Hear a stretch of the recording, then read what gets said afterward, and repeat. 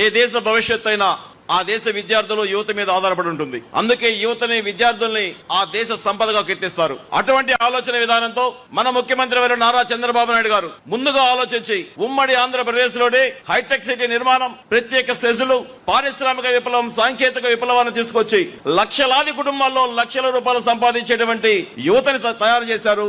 వారి భవిష్యత్తుకి బంగారు బట్టలు వేసి ఆ కుటుంబాలని దేశ విదేశాల్లో ఆంధ్రప్రదేశ్ యొక్క ఖ్యాతి నిలబెట్టే విధంగా తయారు చేశారు. దురదృష్టం, ఈ రాష్ట్రంలో విభజిత ఆంధ్రప్రదేశ్ లో ఒక 5 సంవత్సరాల పాటు రాక్షస పాలన సాగింది గొడ్డల పార్టీ ఆధ్వర్యంలో.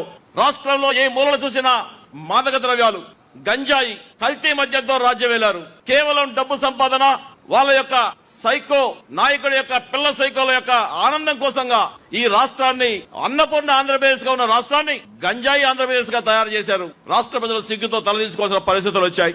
ఒకే కుటుంబంలో కల్తీ మద్యానికి భర్తను కోల్పోతే గంజాయి భూతానికి బిడ్డను కోల్పోయినటువంటి తల్లులు భూమి మీద కుటుంబాలుగా మిగిలిపోయాయి. దురదృష్టకరమైన విషయం.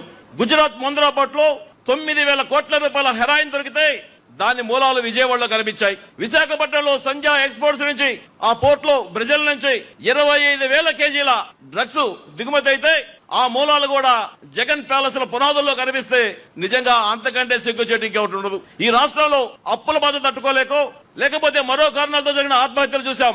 కానీ ఒక్క జగన్మోహన్ రెడ్డి పాలనలో మాత్రమే గంజాయి మొద్దకి, డ్రగ్స్ కి బలైపోయి ఏం చేస్తున్నారో తెలియనటువంటి విషయాల్లో 1,600 మంది బాలలు ఆత్మహత్యలు చేసుకున్నారు. దాదాపుగా 24 లక్షల డ్రగ్స్ బానిసలుగా కనపడినటువంటి కేసులు వస్తే ఆ కేసుల్లో దాదాపుగా 16,000 మంది బాలలు కనిపించారు. ఆంధ్రప్రదేశ్ ని సాంకేతికంగా విద్యా, వైద్య రంగాల్లో ప్రపంచంలో నెంబర్ 1 స్థానంలో నిలబెట్టినటువంటి ఘనత నారా చంద్రబాబు నాయుడు గారు దక్కితే, నార్కోటిక్స్ అదేవిధంగా డిఆర్ఐ నివేదికల్లో, గణాంకాల్లో గొడ్డల పార్టీ ఆధ్వర్యంలో జరిగినటువంటి ప్రభుత్వంలో ఆంధ్రప్రదేశ్ గంజాయి స్మగ్లింగ్ లో నెంబర్ 1 గా నిలిచింది.